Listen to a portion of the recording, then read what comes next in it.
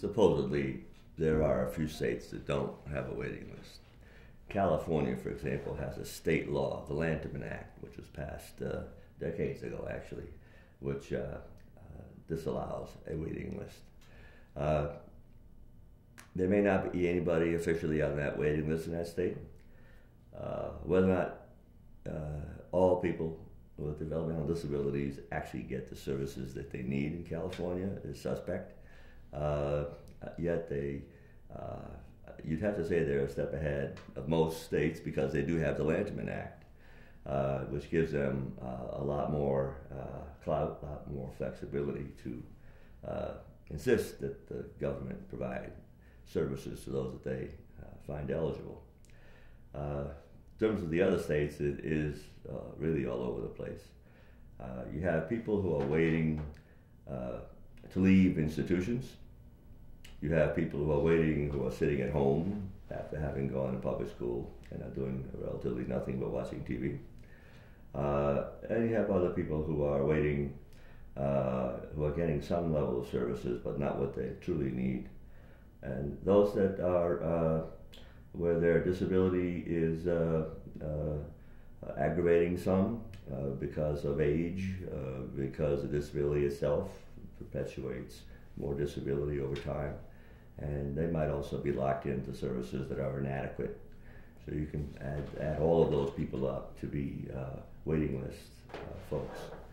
There'll never be, I don't think, a scientific pure number as to how many people are waiting. Some states depress the lists by various mechanisms. Other states might be giving it an honest shot as to how many people are really waiting. And other states avoid the notion that there is a waiting list. And when you don't have the hard data, it's harder to make your case. And so we just don't hold to a real number, but we're pretty sure that there's at least 2.5 million people waiting in just the developmental disabilities arena for residential type supports, for services for job training, for services that might give the family respite if they're still living in a family home, so that they can have mom and dad, or maybe just one mom or dad or a sister or a brother who are being the caretakers to get a little time off. They can lead almost normal lives and do things that they just need to do as for themselves.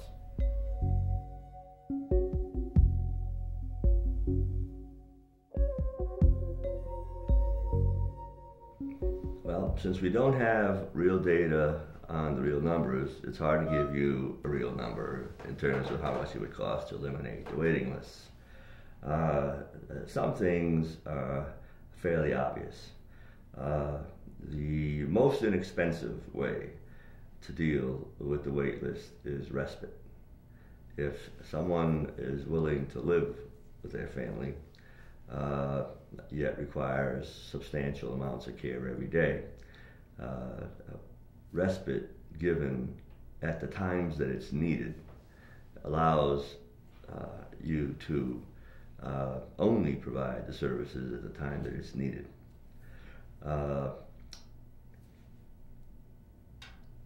In other instances, the wait list need, the person on a wait list need is a community-based residential environment, because I'm going to talk community-based entirely. I'm not going to talk about institutions except getting them out.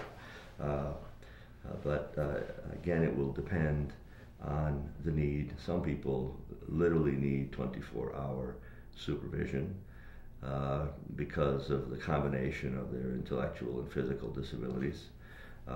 Some of them require more medical care than others.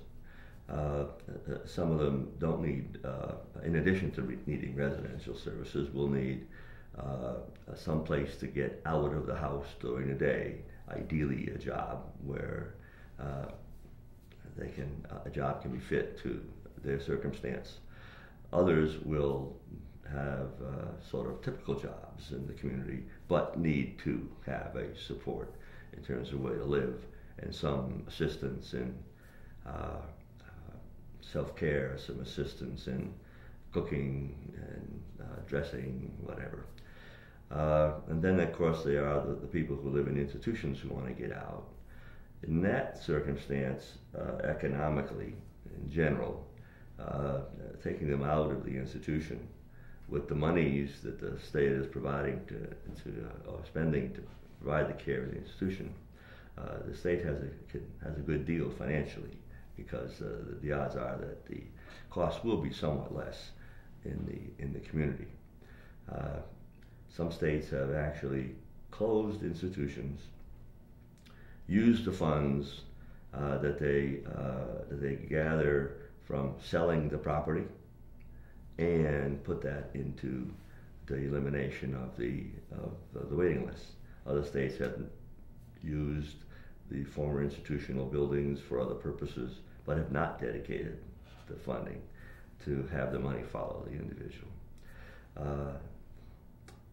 There are a lot of things that we have to think about in terms of a common sense way of eliminating the waiting list. The first thing we've got to do is completely shift the Medicaid system so that the entitlement to Medicaid is not the institution, but the entitlement to Medicaid is the community. And have not the community be an option, but have the institution be an option. If we can flip that program upside down, that would be huge. Medicaid, though, is not the sole answer. It can't be the sole answer. There have got to be other ways to address waiting list issues.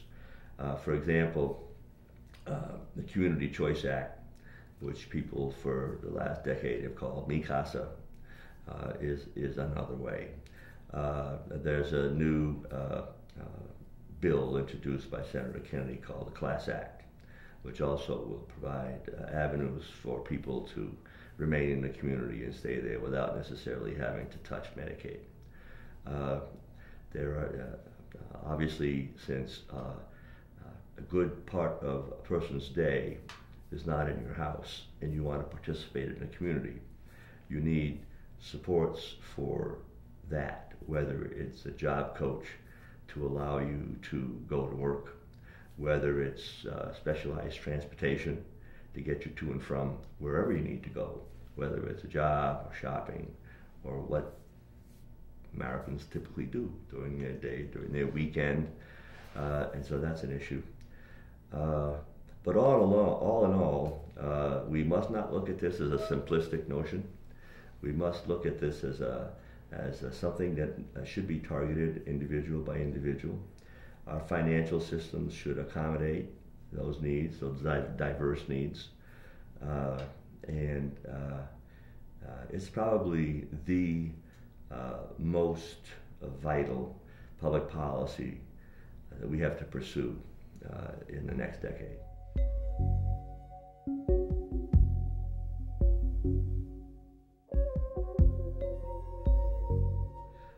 Well, if you use Medicaid as your base, the Medicaid program financial structure has been in place for decades, and that might also be a solution to change. But in general, the federal Medicaid program for about a third of the states is a 50-50 match.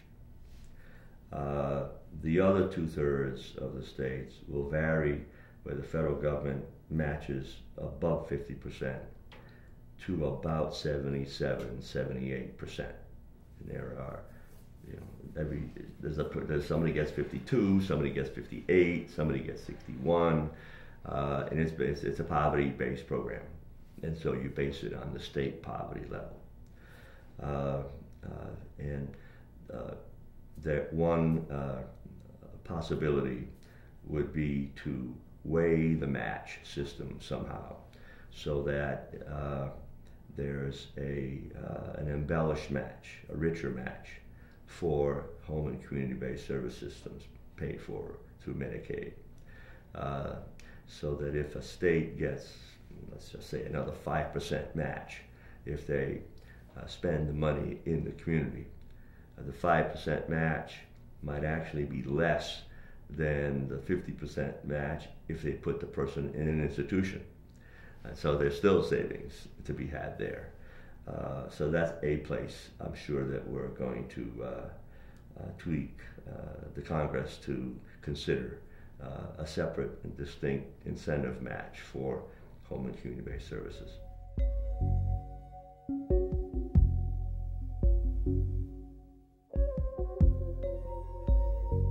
Well, using Fox News fair and balanced, I would hope that his hour will be fair and balanced. And what I mean by fair and balanced is to look at the waiting list issue from its broadest perspective and use personal stories, the human stories, which he's great doing, so that we can go back.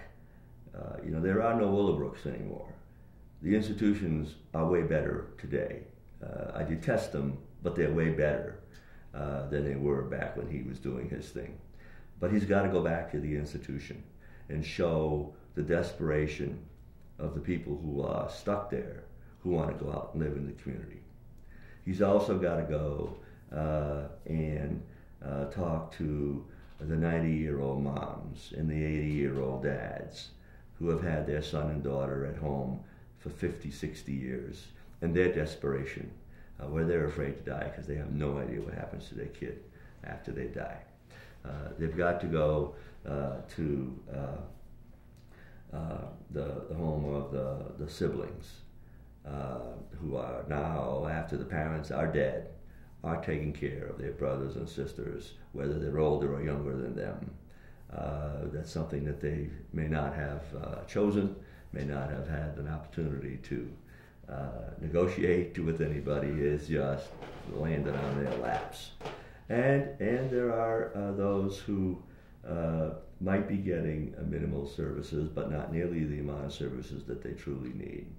And they definitely should go to the high school kids, the kids who are about to either age out of school or graduate from school, and they're looking ahead at a career on a couch, clicking a TV set on. And there are certain other factors in between. But that's the length and breadth of the people who are affected by the waiting list situation. And I hope he has an opportunity to tap the different life scenarios that are being affected by the waiting list situation. And I also hope he goes to the feds and the governors and say, how are you guys going to fix this? Because they're a substantial part of the solution. And I hope he'll go to some of the support agencies in the community who are dying on the vine, not fully supported by government to do what they try to do every day, but desperate for dollars. And I hope that he goes and talks to a few of those direct service providers, these people who have the lives of the individual literally in their hands day to day, in doing the natural things that one must do in regards to bodily function care. And these people are making $7 an hour without benefits. There's something seriously wrong with that. And I would think that Raul can make a great case with some of those employees, dedicated people, really wanting to help humanity, but they can't support themselves truly with that level of pay. Right. Well, it's going to be the job of the ARC and other organizations who will attempt to give him some assistance to make sure that he's got that broad perspective.